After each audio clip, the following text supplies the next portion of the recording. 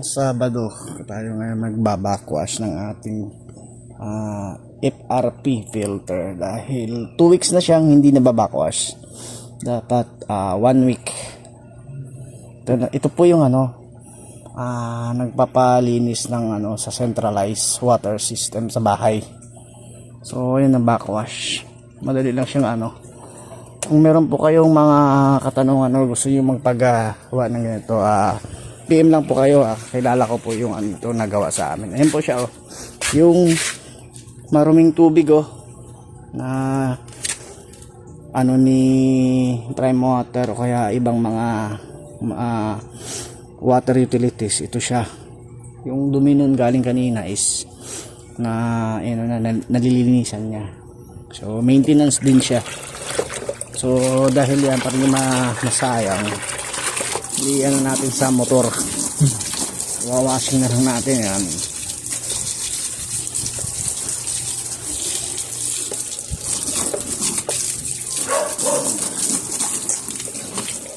Makikita mo talaga madumi talaga yan. Kulay yellowish na siya.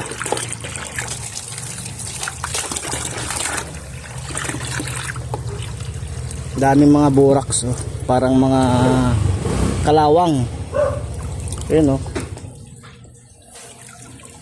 kasi yan pumapasok yan sa loob ng bahay natin. Yan yung nagkukos ng bara ng mga washing machine, ng gripo. Namumuti yung gripo. Ayan siya, para hindi siya mamuti.